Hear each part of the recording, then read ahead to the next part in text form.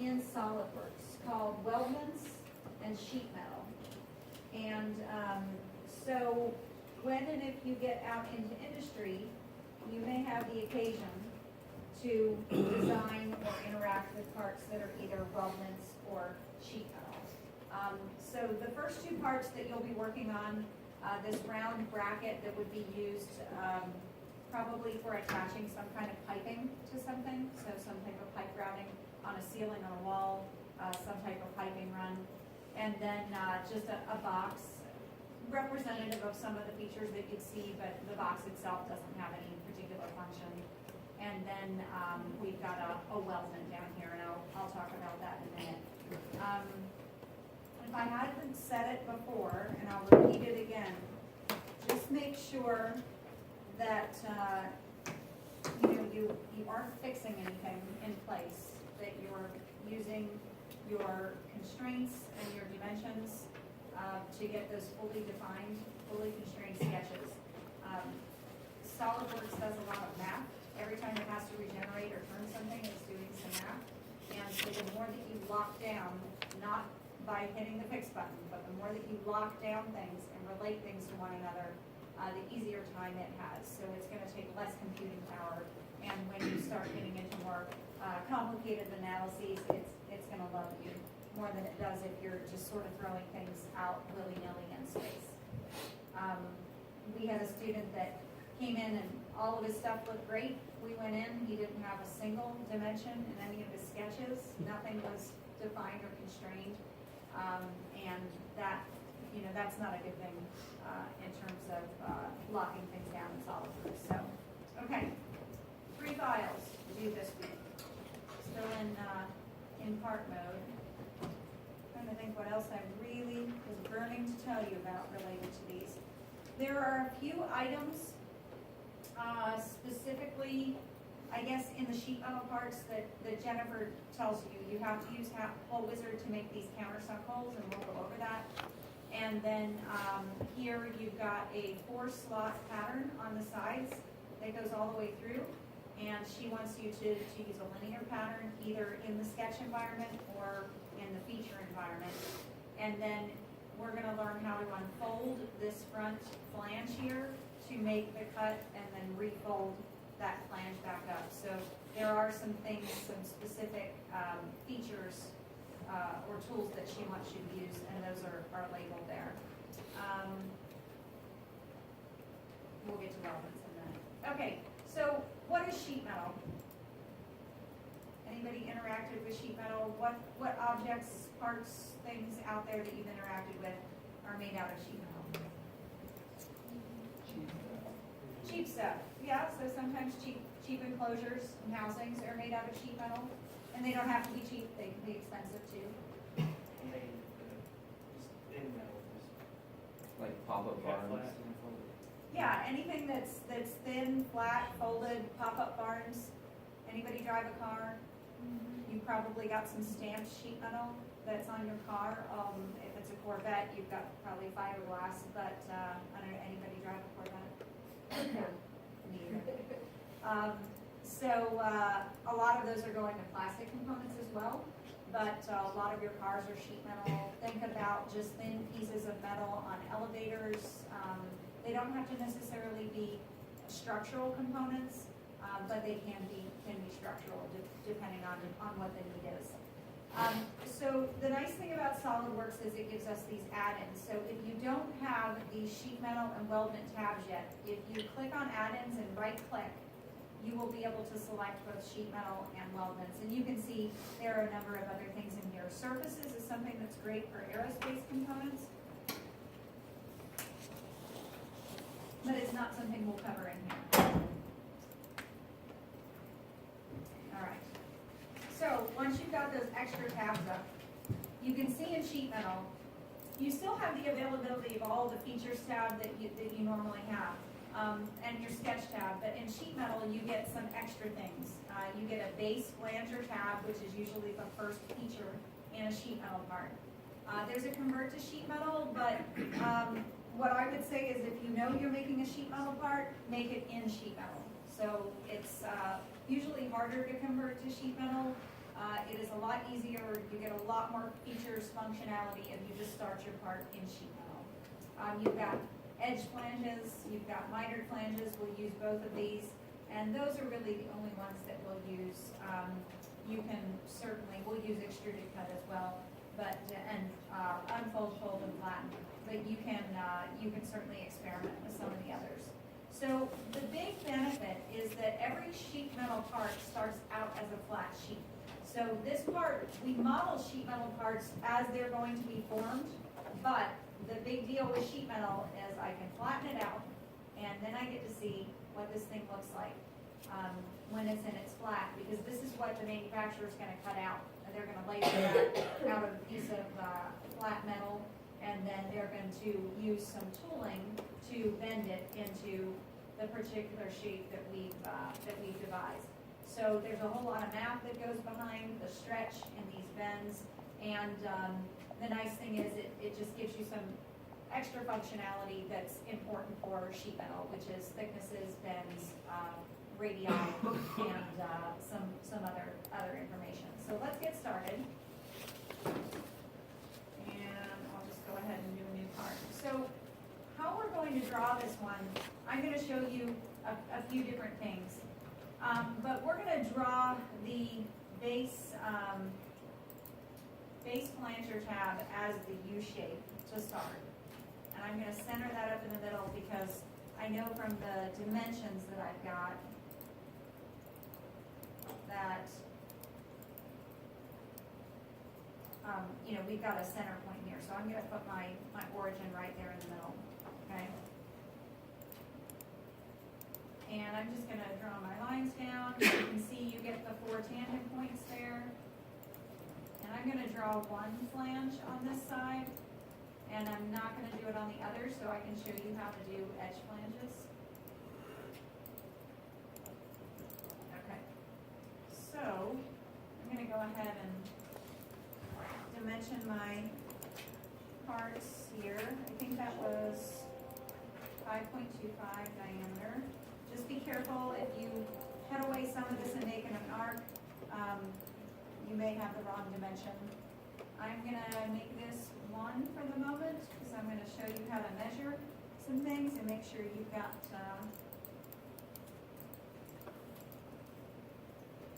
the right dimensions. And I'm intentionally going to make some mistakes here. All right. So I think that's all I need. I don't have to put in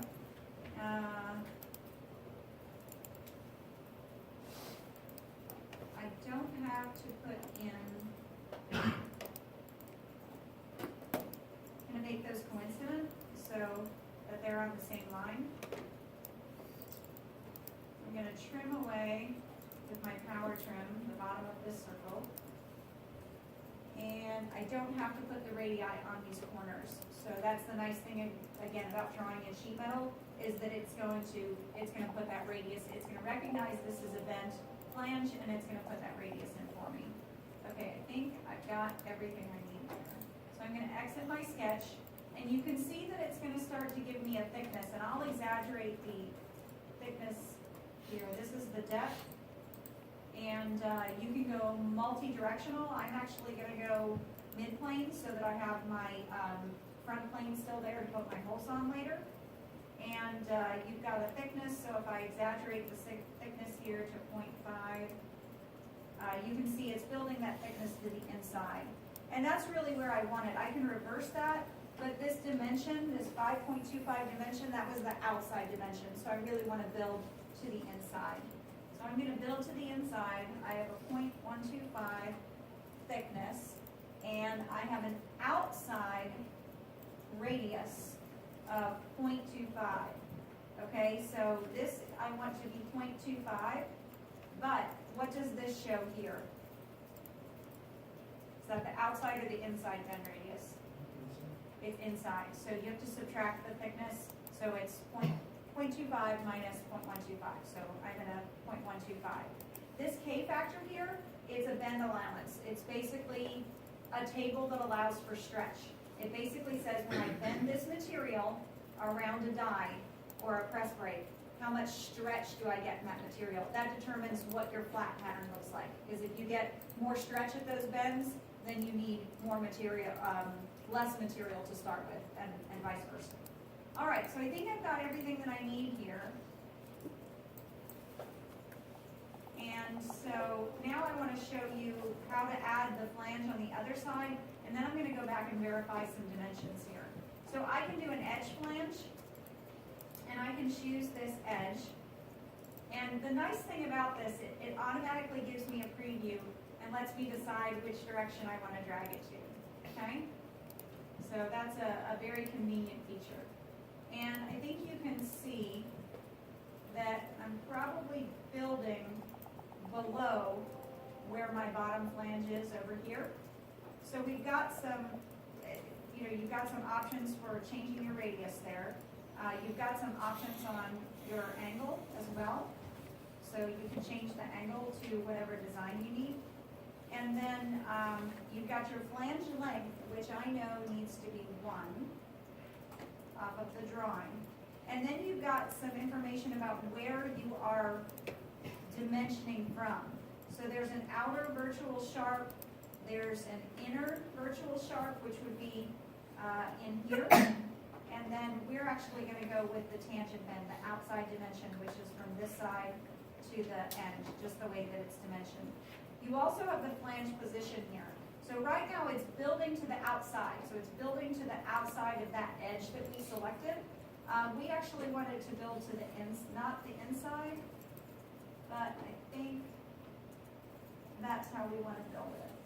And we'll double check our lengths there just to make sure. Now you could have drawn this flange when you drew this one in your initial sketch, but I wanted to show you how to do both. So you can play around with these and just experiment with how they impact, those choices impact where your material ends up being built. All right, so that's not so bad. And then let's take some measurements here. Because on my original base, I used some of the dimensions that Jennifer gave us, but they probably are not right. I know my 5.25 diameter on the outside is right. And then I know that from, if I go to evaluate, I have this measure tool. And I know that from the center point of this radius to the bottom surface is supposed to be a vertical distance of 2.5. So what's included there that I didn't account for? Thickness of The thickness. So when I built my sketch, I built my thickness to the inside and the bottom. So I added 0.125. So I've got an extra 0.125 there. Let's see and make sure that they're lined up on the other side. And you've got some options here to control how it's measuring. Again, I've got 2.63. All right, so I need to go back and on this base flange, I need to subtract the thickness there. So I can just do a subtraction problem here, okay? And then when I go to my edge flange here, if I edit that, I need to go actually to where I'm building completely on the inside. And that should, when I measure that again, give me, nope, did I subtract something wrong? It's because you subtracted it from the length as well as moving that up. So I didn't need to change that one. Sorry about that. All right, so I wouldn't have changed that one since I accounted for that when I changed the other one. The other thing I didn't do is I probably built thickness on the inside here as well. And so you can see that's 1.13 or 1.25. So in my original base flange, I can come back in here and subtract my 1.25 as well, or 0.125. And I should get then the 1 inch distance I'm looking for. And then over here, we already accounted for that in the way that we built and dimensioned the flange. So that's already one. Okay. So I needed to change this one back. All right. Okay, any questions about that? So the simplest and fastest way is probably to draw the whole thing in your first base flange, but I wanted to show you the edge flange option there too. All right, you're gonna have to put some holes using Hole Wizard on here. They're countersunk holes. I believe that they are, Jennifer says somewhere, I don't know if she put it up somewhere else, but in her model,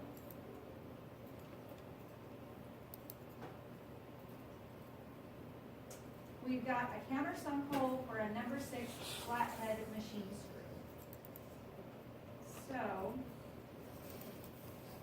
you should be able to put in a countersunk hole, and that's for machine screws that have that sort of cone head profile, allows them to sit flush with the top surface when they're installed.